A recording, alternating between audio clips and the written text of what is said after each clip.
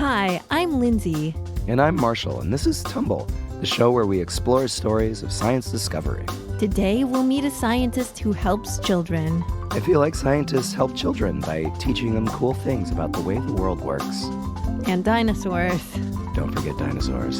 But Charita Castro is a scientist who spent her life using science to make kids' lives better. Today, we'll follow her journey starting from when she was a curious kid with a big, tough question. We'll hear Charita's story just after this. Before we start, I want to address the elephant in the room, which is your voice. I mean, it's been worse. It's a little ragged right now. Tra-la-la-la, here I am, I'm sick. The nice thing is I can sing much lower than I usually do. Old man river, that old Let's get started with the show. Charita Castro is American, but being a Filipina is a big part of her life. My mom and dad are from the Philippines, and my brother and I had a very happy childhood being raised in a big Filipino family with parents, aunties, and uncles and cousins. Charita's dad was in the U.S. Navy, and her family lived outside of the U.S. during her childhood. I am a military brat, a Navy brat, and we lived in Japan for about 10 years. Living in Japan seems pretty cool. Yeah, and Charita's family was really happy there because Japan is very close to the Philippines. They spent every summer and winter vacation with their Filipino family. So I spent quite a bit of time in the Philippines as a child going back and forth. And that's where Charita saw something she would never forget and started her journey into science. So when I was in the Philippines, I would go out with my mom. She would take me to see her favorite places. Charita's mom took her to a big, beautiful park to go on walks and visited their favorite restaurants and shops. Charita loved being with her mom and seeing everything that was special to her. But Charita didn't just see the places. She saw the people who were there too. She noticed that there were many kids her age, but they weren't enjoying the day with their parents. And I would see children working on the streets. These children were working to support their families. And so I would either see children alone or in packs working to sell flowers, water, food, or just asking for money. Seeing these children made Charita confused. She wondered why they weren't with their parents or in school. She wondered, how come those children don't have what I have? Charita would spend many, many years trying to answer that question. I suspect that there's no easy answer to that. It's not like exactly 2 + 2. It's a hard question, but Charita's parents wanted her to ask it. My mom came from a really urban, poor neighborhood. My dad was raised in the countryside, and they wanted us to see what poverty looks like. What does it mean to be poor and not have running water, or maybe not even having shoes and walking barefoot? So why did Charita's parents want her to see that? Because that was the life that they had come from. I mean, my mom tells me a story of when she reflects back on her life now, that there were times that she didn't have a toothbrush to brush her teeth and she didn't have shoes or even bakya. Bakya in Tagalog is like a wooden slipper to go to school. Charita's mom worked hard to go to school and finish college, but not all of her siblings were so lucky.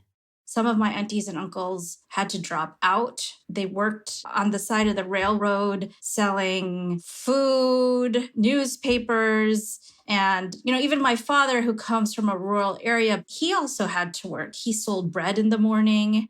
So Charita's parents really had to work, like not just making the bed and sweeping the floor and doing chores around the house.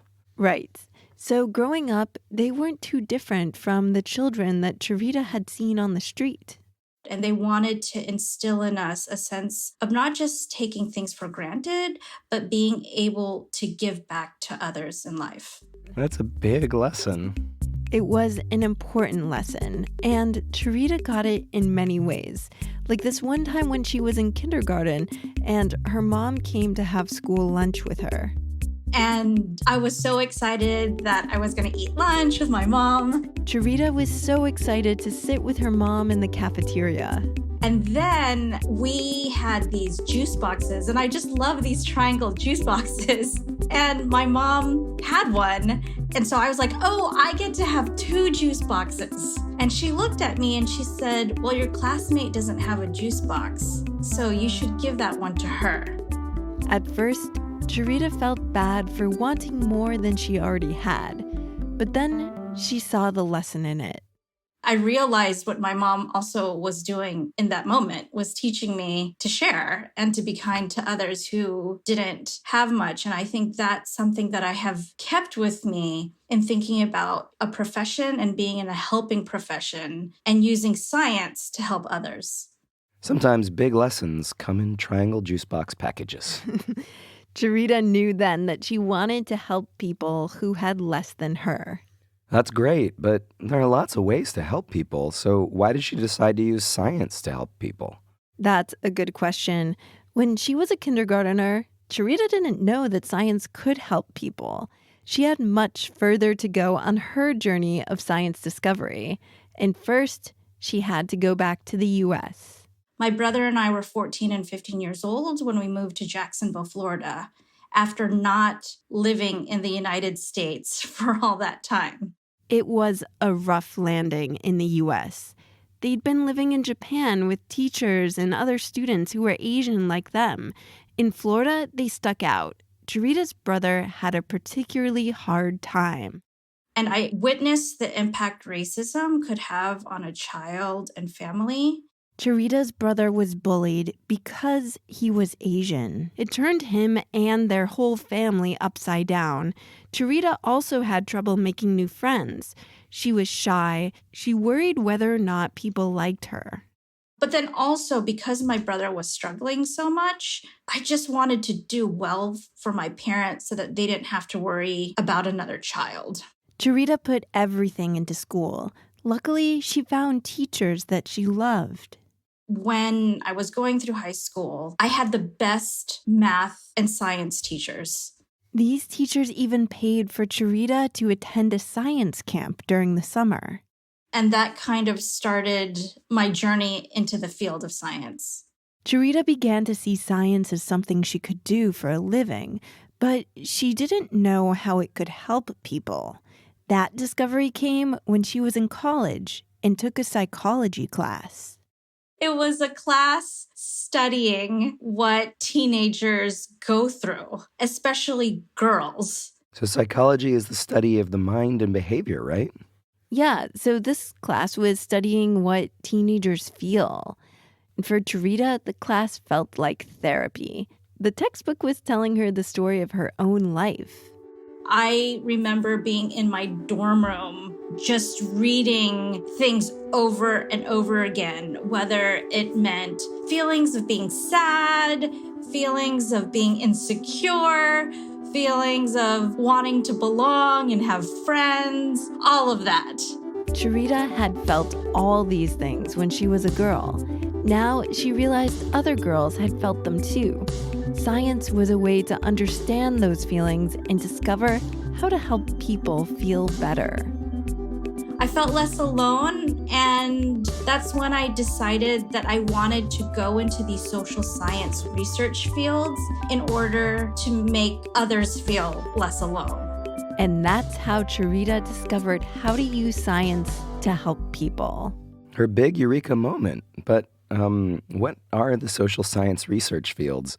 Could I go there and run around in them? No, you can't. Because a research field isn't a physical field. It is a way to talk about a type of research. And social scientists study people, what they do or what they think and why. When I think about social science, it's really quite a broad field. And for me, it's about using data to help other people. In her textbook, Charita saw how experiences and feelings could be translated into numbers to understand people's problems in a much bigger way.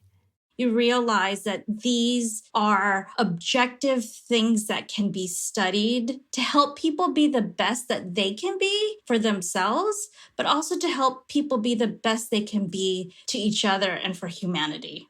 So by studying people, you can figure out ways to make things better for everyone. That's the vision. There are a lot of things you can study about people to improve their lives. But Charita came back to that question that she had asked as a child in the Philippines. How come those children don't have what I have? Now she had the tools to help find the answer. She started by counting. And so I learned how surveys were done to count people, to study their situations. Surveys are like long lists of personal questions, right? Right. Charita had surveys about how children worked, and she learned that most working children were on farms.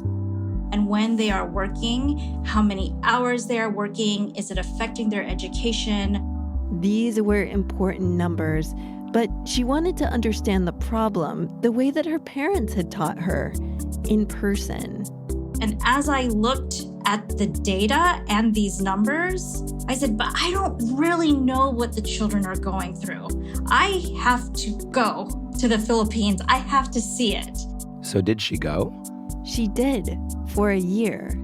I stayed at farms. I watched children on rice farms, sugarcane farms, coconut farms. I took motorcycle rides from the city center to 1 hour, 2 hours to go to the rural areas and see children in their element and collect their stories.